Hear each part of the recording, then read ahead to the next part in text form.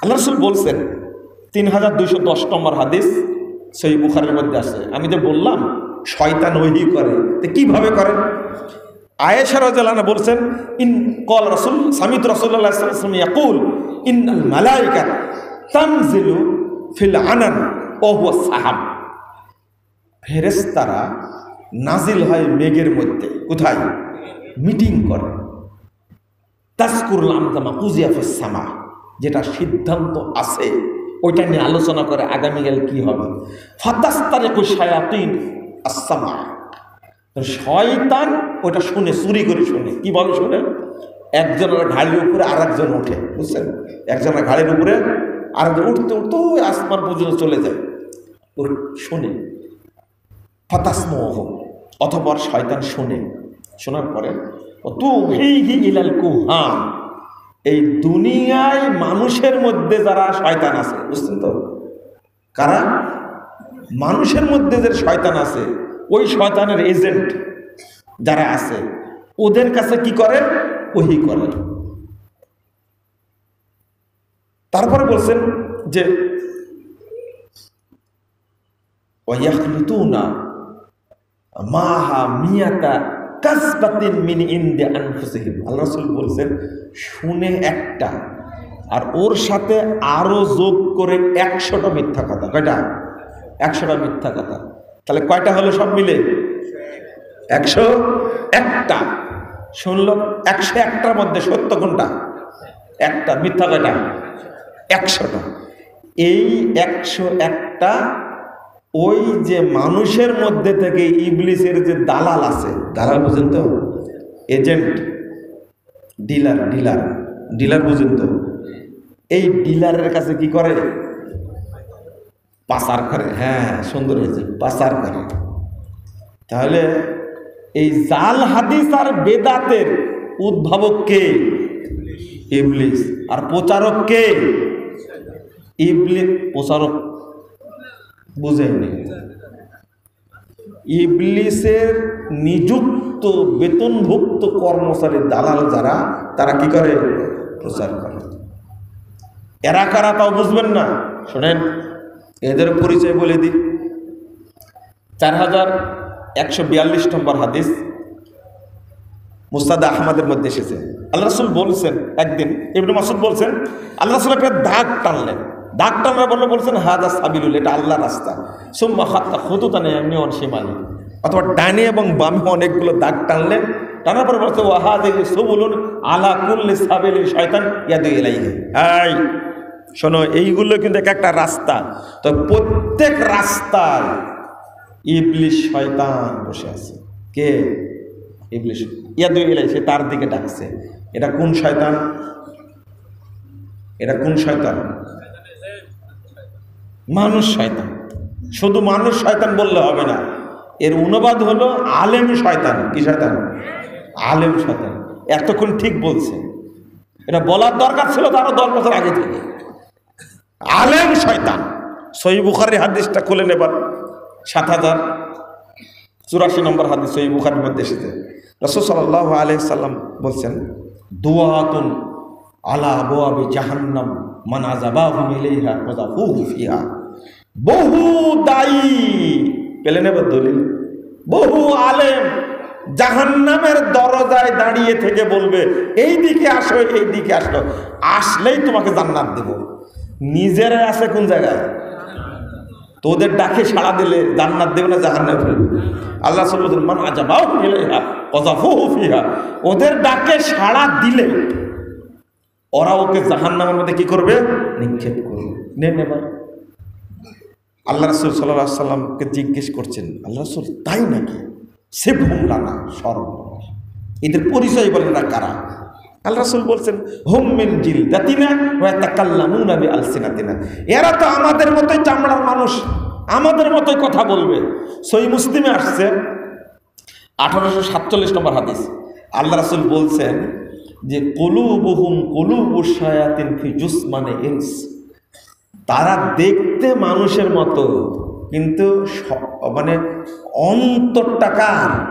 ইবলিসের। হলে এটা অনুবাদ করি তাই আপনার গা জ্বলে, তাই না? এটা তো হাদিস জি,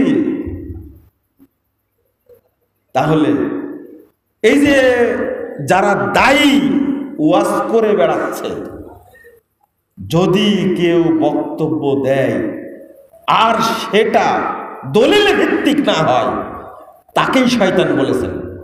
আল্লাহ বলেছেন শয়তান, রাসূল বলেছেন শয়তান, সাহাবীরা বলেছেন শয়তান। দেখবেন 876 নম্বর হাদিস আল-আদাবুল মুফরাদ আসছে, ওমর রাদিয়াল্লাহু আনহু একদিন বসে আছেন, তো এক বক্তা এসে দারুণ ওয়াজ করে চলে গেল। বুঝছেন কথা?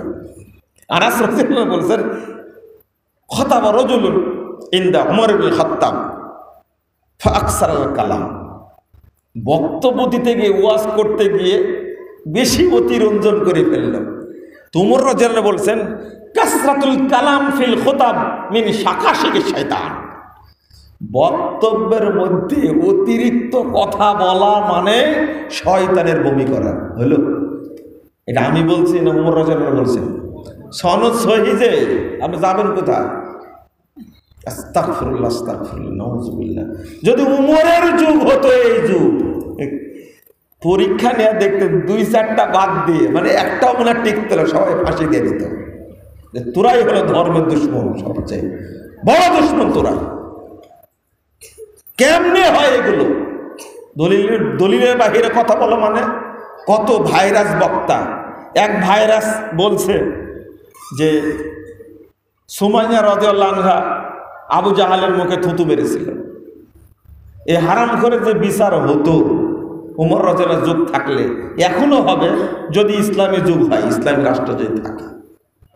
এ হারামখোর আগে আহলে হাদিসদের মসজিদে খুতবা দেয়া পকেট গরম করেছে, বুঝছেন?